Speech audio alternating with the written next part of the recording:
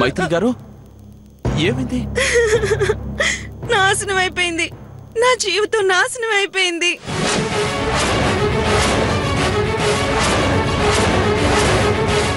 తడిచిపోయి ఉన్నారు. బట్టలు మార్చుకుంటారులే పాపం అని మిమ్మల్ని మా ఇంటికి తీసుకొస్తే నా చేత పాపం చేయించారు యాదగిరి గారు.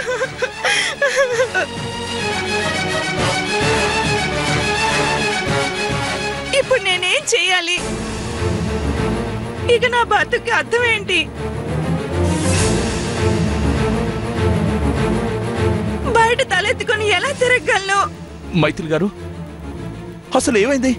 ఏమైందో మీకు తెలీదా? నిజంగా నాకేం తెలీదు. నటిస్తున్నారా? నిజంగా తెలీదా? అయ్యో నాకేం తెలీదు మైత్రి గారు. రాత్రి ఏం జరిగింది?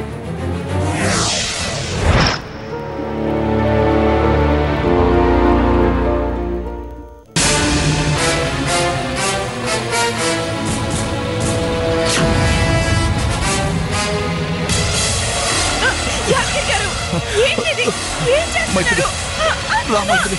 వదలండి యాదగిరి గారు. తప్పండి మైత్రి. నేను మీ భార్యని కాదండి.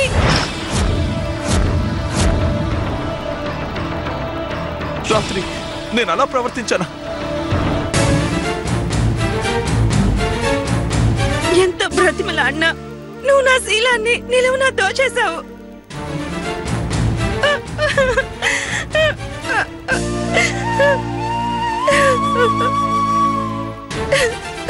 నేను అసలు ఆడవాళ్ళకు చాలా దూరంగా ఉంటానండి. అలాంటి నేను మీ పట్ల అలా ప్రవర్తించానని తెలిసి నా మీద నాకే అసహ్యం వేస్తుంది. నా జీవితం అపహాస్యం అయిపోయింది. అసలు నేను మీ ఇంటికి రానని చెప్పాను. అయినా మీరే నన్ను బలవంతంగా తీసుకుని వచ్చారు. అప్పుడు మీరు నన్ను ఇలా బలాత్కారం చేస్తారని అనుకోలేదు. మీరు మంచి వాళ్ళని అనుకున్నాను. కానీ నాకంటూ ఎవ్వరూ లేరు. అనాథగా బ్రతుకుతున్నానన్న బాధ కలిగినా పోనీలే గౌరవంగా బతుకుతున్నానని నన్ను చూసుకొని నేనే ఆనందించేదాన్ని. కానీ ఇప్పుడు నేనొక కళంకితని, చెడిపోయిన ఆడదాన్ని. అసలు రేపటి నా బతికేంటి?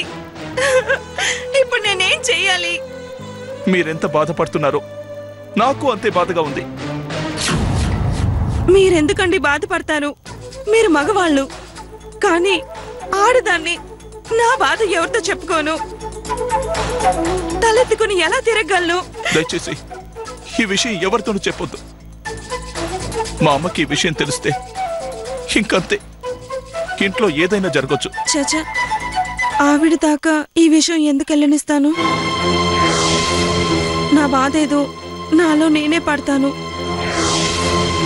అయినా జరిగిన దాంట్లో మీ ఒక్కరి తప్పే కాదు, నా తప్పు ఉంది.